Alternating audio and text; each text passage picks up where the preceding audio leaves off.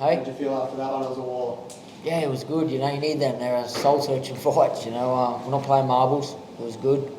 Good scrap. Feel good.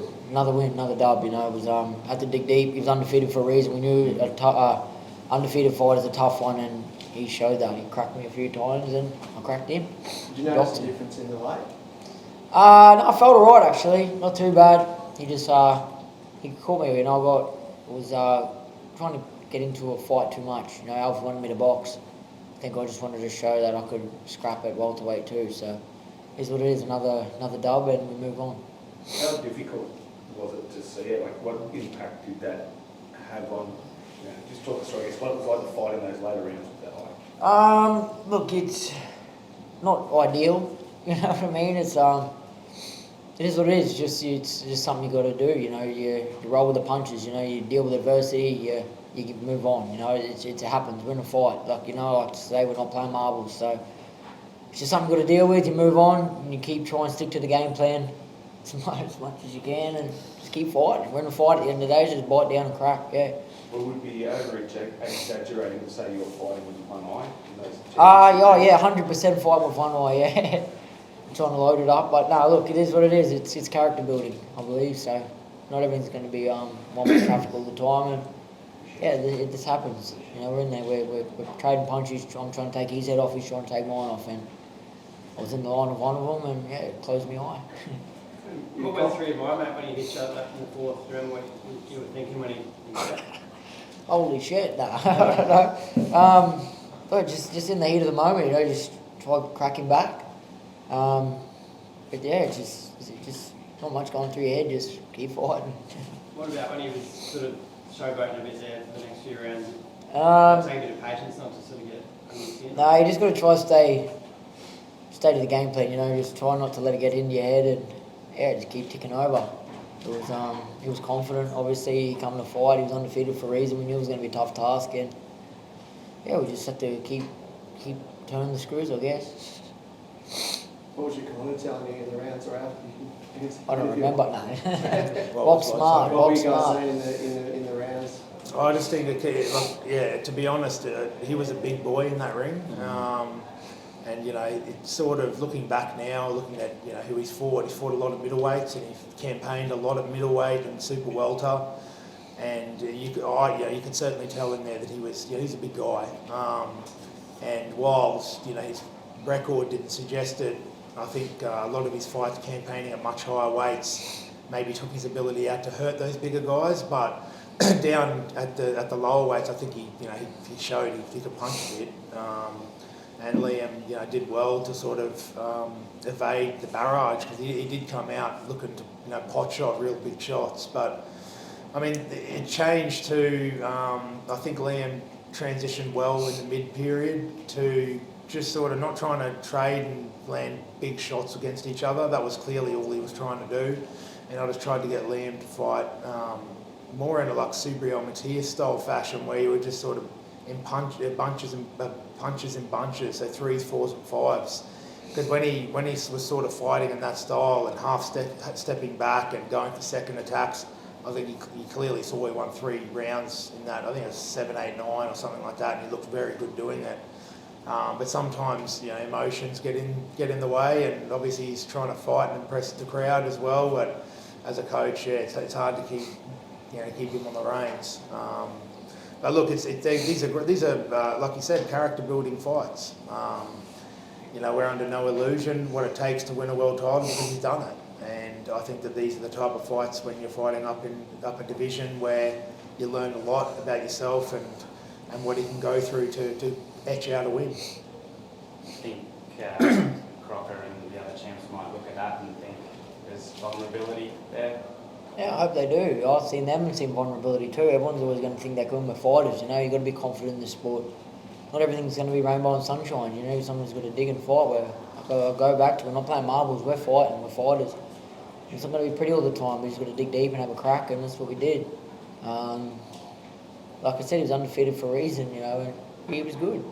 I didn't overlook him. He hit me with some pearlers, I hit him with some pearlers, and that's boxing. George, what's your thoughts on where to from here? Yeah, look, I firstly, I think it was a great night of fights. There were some huge performances leading into Liam's fight, and I thought Liam put on a great performance.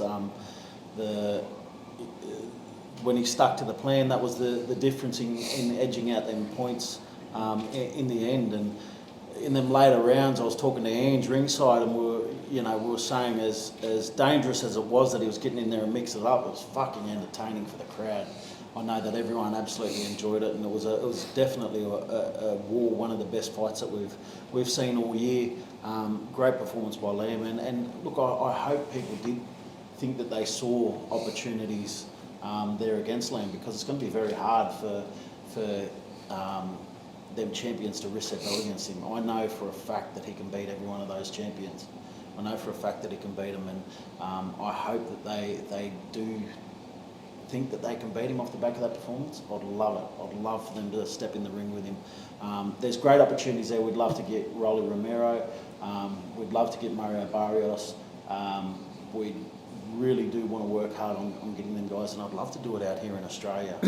I'd love to get Paro fighting for a world title in Australia. So we're going to be working hard on those fights going forward, and see where we land. And yeah, I really don't care who it is. I think that Liam showed tonight that he can face adversity, because he's faced some serious bloody adversity early in the fight, and showed that he can bounce back from that. And the fact that he couldn't see for the back end of it out of one eye, he still stuck to the plan and put on a terrific performance. So and entertained the hell out of the crowd here in Brisbane. Liam, you probably need an X-ray or something, but does that feel like something that would keep you out? Oh, look, I'll go fucking training tomorrow, but look, we will let it rest. We'll see how it is. Like I said, we're fighters, man. This is all part of it, It's battle wounds I can look back on when I retire and remember that. But it is what it is. I love what I do. I really do. I can't thank No Limit enough and Ace Boxing for giving me these opportunities. It's not always going to be pretty. We're fighting. At the end of the day, we're fighters fight. And yeah, sometimes you cop some fucking wounds, and this is it. It's just battle scars. I love it. I think one more thing that I wanted to say too is you've got to give some credit to the corner for what they did in helping Liam when he faced that adversity too, to keep the eye ready to be able to finish that fight off, and for Alfie to be able to get him up for them last few rounds. It was a huge effort from the corner, and a real credit to them.